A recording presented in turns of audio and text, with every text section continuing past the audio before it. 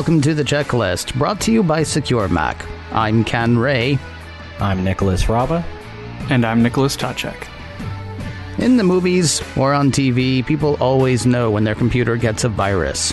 Sometimes a big skull and crossbones pops up on the screen, or the computer starts beeping and buzzing maybe. Not good, but at least the protagonist knows, what's going on.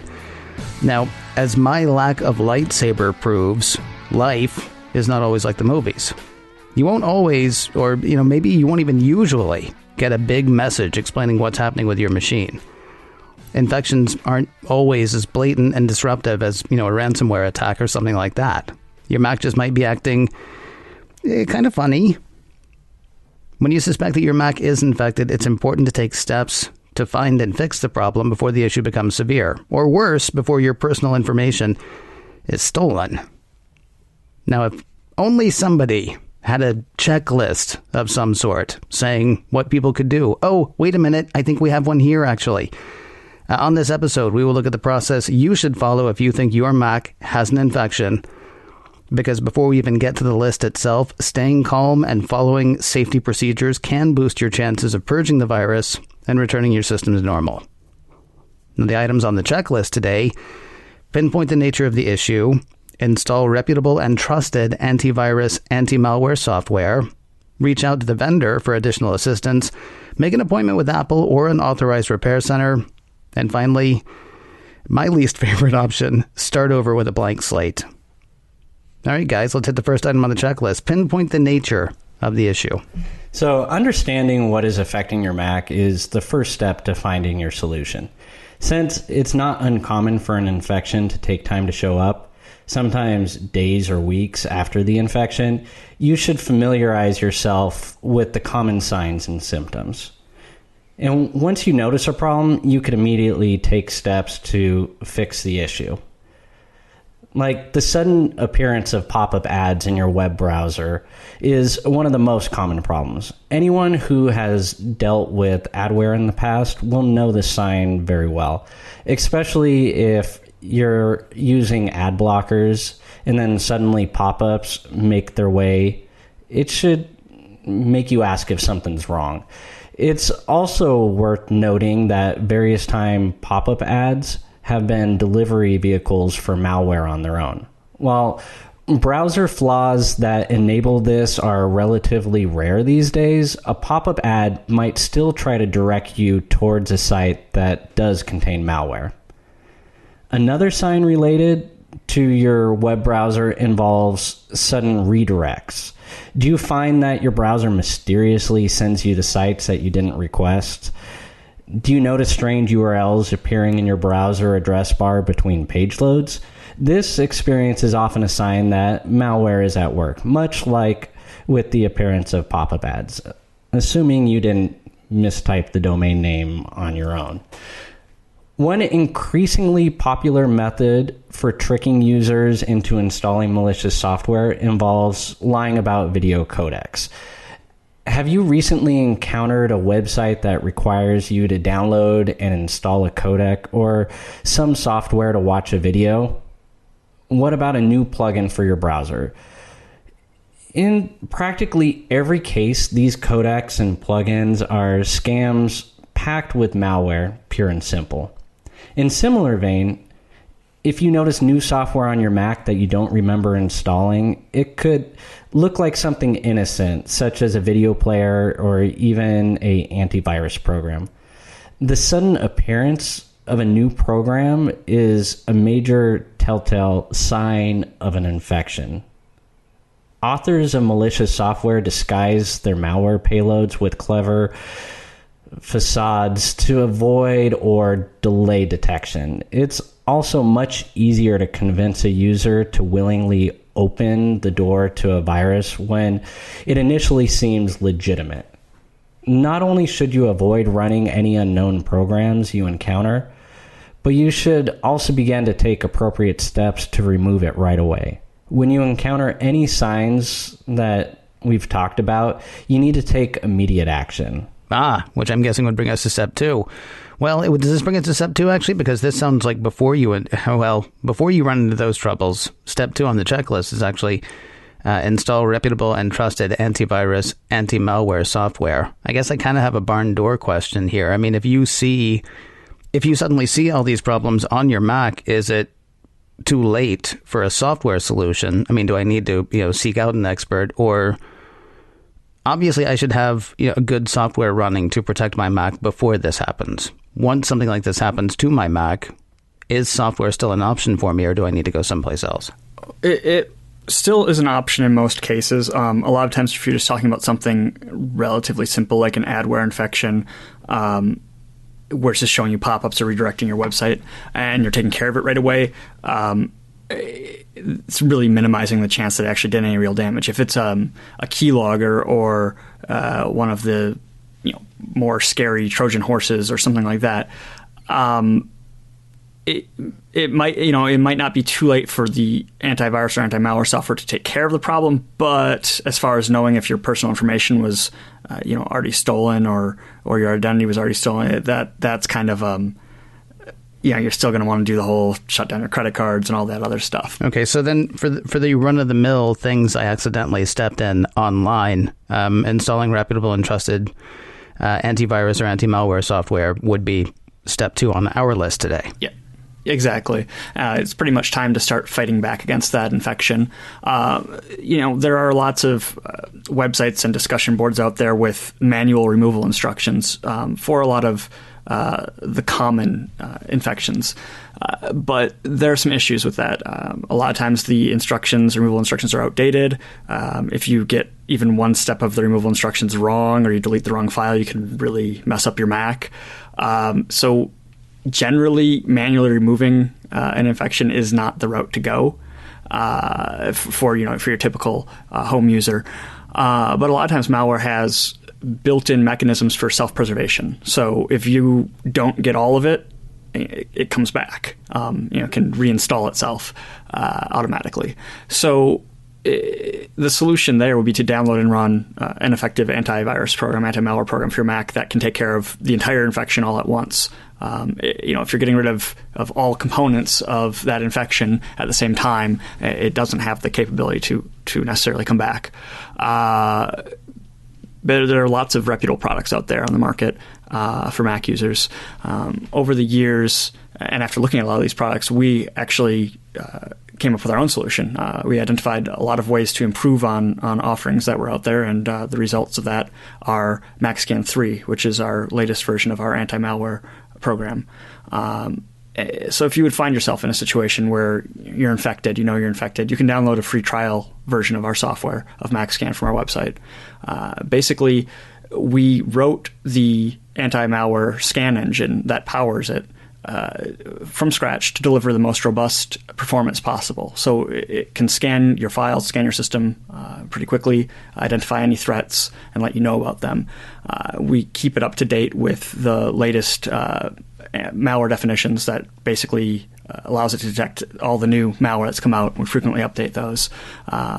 There's other options available as well. So once you do have an antivirus or anti-malware program installed and ready to go, just let the app run, let it run a scan. Once the scan is complete, it should hopefully uncover the cause of the problem that you noticed. In most cases, the next step after identifying what's causing that infection is an automatic quarantine process. So basically, putting the malware components in jail. They can't spread elsewhere in the system. They're kind of stuck in a secure location, and after they've been quarantined, they can be safely removed. A lot of the anti-malware programs actually have that capability built right into them. So ideally, the checklist would stop here. You've solved the problem. You can get back to using your Mac. Everything's hunky-dory. But that's not always how things play out in reality. And sometimes there's more to it than just that. I was going to say, I really, one day, I promise I will actually read ahead, because I think I asked the question that should have led into number 3 when I said, hey, is software going to be enough? And we're now coming to a place of, okay, so now you run the software, and unfortunately, you're still maybe having some more issues. Maybe you had a deeper problem than you anticipated. So item 3 on the checklist would be reaching out to the vendor for additional assistance. So hackers and malware authors are always working to find new ways to avoid detection. It can sometimes be helpful to think of antivirus efforts as kind of arms race. As we develop better methods of finding and eliminating infections, hackers fight to circumvent that work. In rare cases, you might encounter malware that you can't yet protect yourself against easily. When your antivirus software can't destroy an infection, the first thing you should do is check your definitions. Are they up to date? These definitions tell the engine how to find malware. It's why we now push them out automatically. If an infection persists through updated definitions, it may be that you've encountered a new type of malware or at least a new twist on an existing version that hasn't been seen before. At this stage, you should consider contacting the vendor for support. Be thorough and detailed when explaining the problem. You might receive instructions on additional steps to take, including running new scans. Some software also generates reports for analysis by your security vendors. If you've encountered a new infection, your software vendor will work with you to get to the bottom of the issue. And if it is new malware, it provides them with the opportunity to develop a fix and implement it right away. Of course, then all the vendor's users must receive the new definition updates to include this fix. If I could, let me ask you really quickly. When you say your vendor, I initially thought that you were saying, like, whoever sold me my computer or the company that made my computer. You're actually talking about, like, whoever runs my security software, right? So if I use MaxScan, then I would get in touch with you guys. If I'm using something else, I would get in touch with that person. Just really quickly, we said definitions earlier. Define for me who the vendor is in this case. The vendor would be the software manufacturer or your security. Your security software. Okay. Yeah, the company that makes your security software. Okay. I thought that's what you were saying, but I just want to be absolutely clear because there were a couple of times I was like, oh, is it the program that's giving me difficulty? Is it my machine? Or is it the people who are, is it you guys? or whichever security software I'm using. Yeah, so hackers increasingly look for ways to break into your Mac, and thousands of new items of malware appear across all platforms every day. It's not impossible that you might run into something brand new. However, in this scenario, the team behind your security software will be able to uncover a viable solution for you. Okay. And once again, had I read ahead, except that was a question that I was wondering about as you were going, because the next step on the checklist, and I don't want to say confused. I'm wondering why we're going to do this one. Make an appointment with Apple or an authorized repair center. I'm assuming my calls to my security vendor have not gone the way I want them to at this point, and we're stepping up to actually working with the physical machine. Exactly. There are times when you've contacted your vendor and your security software vendor, and they might determine that the issue you're experiencing is not one that they can fix, not one that your anti-malware software can fix. Basically, I guess one case would be if you had a ransomware attack and it had locked all your files and you didn't have a backup. And it was one of the ransomware that wasn't easily reversed. You're kind of out of luck there. You should just reinstall your operating system, which we'll cover that one a little bit later here, going ahead. But in other cases, the security vendor might feel that the problem isn't actually an infection. It might be a hardware problem with your system. A lot of times, it's hard to distinguish a hardware issue from a software issue. Especially for a home user who's just seeing that their computer isn't working the way they're used to. A lot of times, stuff like sudden shutdowns. I mean, it can be caused by software, definitely. It can also be caused by hardware. Something like pop-ups isn't going to be a hardware problem, but a lot of the other symptoms of malware can sometimes turn out to actually be something wrong with your machine itself that's not related at all to an infection or malware. So if you reach that stage where your security vendor says, hey, we're sorry, we can't solve your problem, it's most likely this other issue. It's time at that point to book the next available slot with the Genius Bar at your nearest Apple store. Or if you don't live near an Apple store, there are a lot of authorized Apple repair centers, which would be fine as well. Basically, at this point, once again, be prepared to give a detailed account of everything you've done up to that point. If you contacted a security vendor and were told to seek hardware repairs, let the hardware place know that as well, so they're not wasting time and money, your money, trying to track down what turns out to actually be a hardware issue, not a software issue. I was actually going to ask, what do you do, because this has happened before, where you get to the hardware vendor with your piece of hardware and they say you have a software issue, call somebody else, and you already have.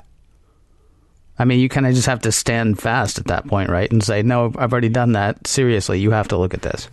And that's why it's really important to have, documentation and notes on everything you've done up to that point, because especially, the truth is a lot of times with the really difficult problems, nobody wants to be the one who has to fix it. I mean, that's the truth. It's sometimes especially if it's really frustrating or it's really complicated.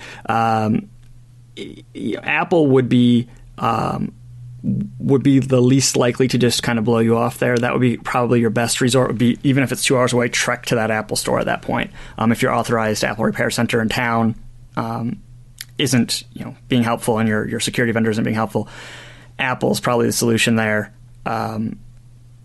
Just because they really stand behind their product and their hardware, and they'll be able to determine what's going on. But it's really important to have all your notes and steps you've taken, so you can show, hey, no, I've already tried to unplug it and plug it back in. The typical the typical steps for troubleshooting. You've already done all that. You don't need to necessarily do it again. Otherwise it's just a matter of trying to speak to the manager and explain the situation to them. But yeah, it's not the best situation to be in there. Yeah. But with some luck, that authorized repair center or Apple themselves will be able to get to the bottom of the problem. And at that point, obviously, it's very frustrating when you're trekking all around town, bringing your machine everywhere, waiting for repairs. But computers are complex machines, and it's not always easy to isolate the root cause of a problem. And that kind of compounds frustration, but fingers crossed, at that point they'll be able to at least figure out what's going on and get your Mac back up and running. And if you are receiving instructions from the anti-malware vendor and you don't quite understand them, or they're too advanced for you, let them know, or ask one of your friends who is more computer literate to help you with the steps. Be very forthcoming, because you guys are both trying to fix a situation there. Yeah, I would guess too. I mean, Nick just said a minute ago, documentation is going to be key. I mean, it wouldn't be bad necessarily, like, okay, even if this does end up being a software problem, if you're missing some step, it might not be bad to have another pair of eyes on it. So you take the instructions from your software vendor to the Genius Bar. When you go to the Genius Bar and says, here's what they told me to do, I think I did it. I mean, it might not be bad just to have another pair of eyes on it. That might not be the way the geniuses want to spend their day, but I mean, it's, it could certainly be less frustrating for you in the long run, I would think. And one thing that can actually really help at times when you're either contacting your security vendor or your hardware vendor, if the problem you're seeing is showing up as like a message on your screen, an error message or an alert or a pop-up or whatever, take a screenshot if possible. If you can't take a screenshot on your computer, take a picture with your iPhone or a video with your iPhone showing the problem happening. The biggest issue when getting your computer repaired, when dealing with the whole repair center thing, is if that person at the repair center or that security vendor, if they can't replicate the issue you're experiencing, you say, hey, I'm having this problem, and they're saying, hey, I'm not seeing this problem. I had an issue, again, this was hardware related, not malware related, a number of years ago, where I had to, the video was going out on my iMac, and I brought it into Apple, and they couldn't replicate the problem. And I think at that point I was 2 hours away from an Apple store, so that was kind of an annoying trip. So I got back home and it started happening. And so I took a video and I went back down and, I made another appointment, went back down, showed them the video and said, oh, okay, we see, here's your, replacement hardware. And I think I got that one. That one was replaced for free, thankfully. But, it's still 4 hours of driving plus whatever time. But because I had documentation in the form of a video of the problem happening, that was enough evidence for them to warrant a repair. Oh yeah, videos are so important. The same goes with any hardware, like even a car. You take your car to the dealership, if it doesn't show up in their logs with their diagnostic tools, they don't have much else to go on if they can't replicate it. So having those videos there makes it easy for them to understand versus thinking, I don't know, maybe it was this or that instead of this or that. I mean, when they run the tools, they run the tests, and it's not showing up with anything and they can't replicate it, you guys can't spend all day trying to make it replicate, right? Yeah. What I hate, though, is when they tell you it's just like Deus Ex Machina or something. I had a problem with my iPhone last year. I documented the heck out of everything that was going wrong with it. And then Apple told me, yeah, no, it's a problem with your software, so just start over from scratch. And the thing is, they didn't want me to run from a backup at that point because they thought that there was a corruption in the backup. So basically, they just wanted me to blow out all of my text messages, all of my SMS, all of my everything, basically that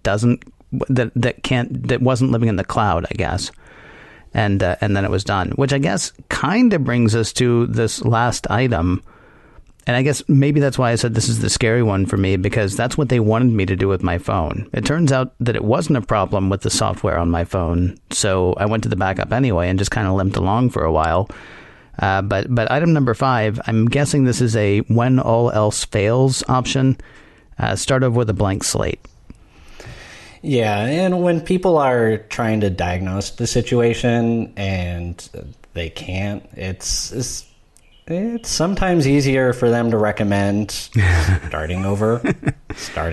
Right. So unfortunately, you won't always find a solution at the end of the road. Sometimes the infection is so severe or problematic that there's no way to restore the system to the previous status quo. At this point, if you've reached this stage, the only thing left to do is begin again. In other words, it's time to reinstall the operating system from scratch. Starting from scratch is sometimes an awesome feeling. This new MacBook Pro that I got, fresh from scratch. I didn't migrate anything over from it. It's such a clean, good feeling. I've got the same thing going on with the MacBook Air right now. This MacBook Air I didn't transfer anything over to. Love it. Do I miss my MacBook Pro? Yes, I do. But man, this thing is just, it's so gunk free. It's nice, right? Well, you still want to keep a backup of all of your critical data. And then when you're keeping backups of your data, you want to make sure that you back it up regularly. A backup that receives regular updates can be the thing that saves you from a complete data loss disaster. Apple's Time Machine software and the Time Capsule product, or even using your own external hard drive, makes accomplishing this much, much easier. One important note to point out, be careful about which backup copy you use for restoration, whether or not you're just going to completely restore it or just get some of the files off of it to keep that nice clean feeling. If you've discovered an infection after it's crippled your system for a while, there is always the chance that you archived a copy of the malware too. In other words, restoring the wrong backup could potentially restore the malware along with it. Pay close attention which backup you use so you're not restoring malware on your system and then crippling it again. Working through the process of fixing an infected Mac is never fun, especially if you've reached the point where your only option is to start over and work from backup. That's why prevention is always the easiest path. For example, the built-in MacScan 3 scheduling features are perfect for setting up a pattern of regular defensive sweeps within your system. The sooner you identify and eliminate malicious threats, the less stress and anxiety you'll have to deal with both now and in the future.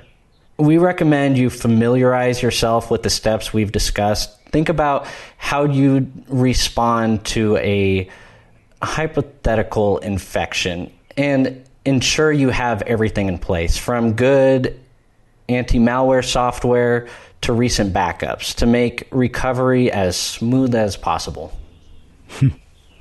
See, the thing is, we don't get to the end of the show and there's a test. All the stuff that we talk about, at any time, these are tests that could come back up for people. So yeah, being familiar with these steps is great. There's another thing I want you to be familiar with as well, though. It's the website for this show, because we keep notes on every show that we do. So like all the things that we talked about today, the stuff we talked about last week, the stuff that we talked about 26 weeks ago, all the way back to the first or second show. We have notes on all of it. And you can find those at securemac.com/checklist. That website again is securemac.com/checklist. And oddly enough, if you want to see the other stuff that Secure Mac does, just leave off the checklist part, securemac.com. Now, of course, if you do have a question or a comment for us, something you'd like to share, a topic maybe you'd like to hear us hit, we have an email address as well, because heck, who doesn't? I've got two. Checklist@securemac.com is the email address. That address again, checklist@securemac.com. And if you have trouble remembering that, please remember this. You're listening to The Checklist, brought to you by Secure Mac. And we'll talk to you next week.